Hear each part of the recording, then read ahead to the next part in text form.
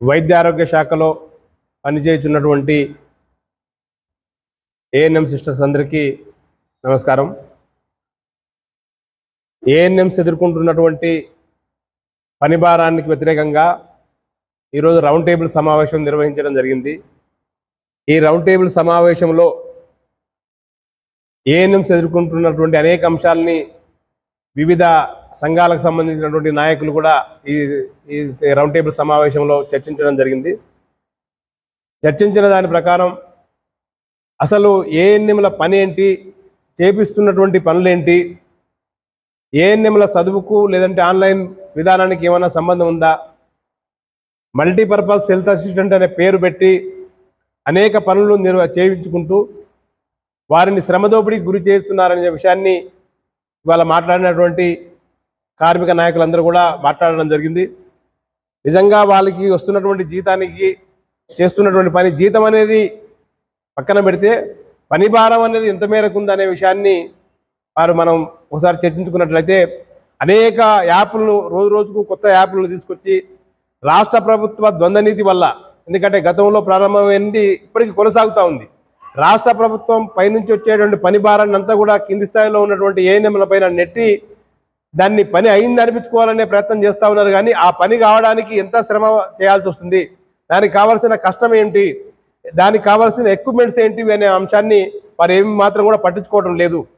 ఎందుకంటే online work చేయాలంటే దానికి సంబంధించినటువంటి నెట్ బ్యాలెన్స్ కావాలి, ఆన్లైన్ వర్క్ కావాలంటే దానికి ఇంటర్నెట్ కనెక్షన్ ఉండాలి. మారుమూల ప్రాంతాల్లో ఇంటర్నెట్ కనెక్షన్ లేనటువంటి ప్రాంతాల్లో విధులు నిర్వహించాల్సినటువంటి సందర్భంలో గంటల తరబడి పనిచేసినా కూడా ఆన్లైన్ యాప్లు కానటువంటి పరిస్థితిలో చాలా ఊర్లలో అందరూ ఈ ఏఎన్ఎంస్ అంతా కూడా పనిచేసే వాళ్ళందరూ కూడా గ్రామీణ స్థాయిలో పనిచేసేటువంటి వాళ్ళు.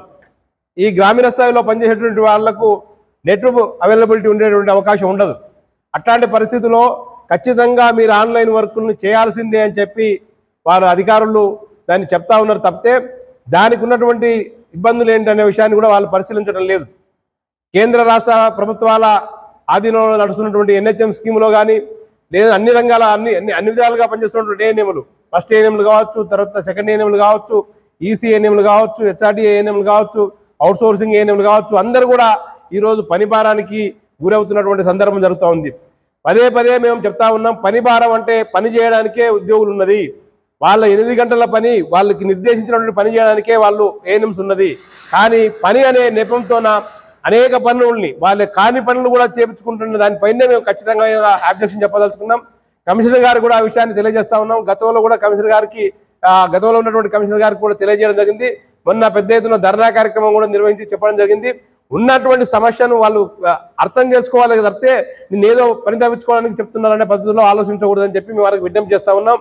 ఈ ఉన్నటువంటి సమస్యలన్నింటి కూడా పరిశీలించి తక్షణం వాళ్ళ పని భారాన్ని తగ్గించడానికి ఆన్లైన్ యాప్ల నుంచి వీళ్ళందరినీ కూడా మినహాయించి ఆన్లైన్ విధానాన్ని, ఆన్లైన్లో ఈ రిపోర్ట్లన్నీ కొట్టడానికి ఒక వ్యవస్థను ఏర్పాటు చేయడం ద్వారా వాళ్ళకి న్యాయం చేసినట్లయితుంది. కాబట్టి ఆ అంశాన్ని వాళ్ళు పరిశీలించాలని చెప్పి మేము ఈ సందర్భంగా విజ్ఞప్తి చేస్తా ఉన్నాం.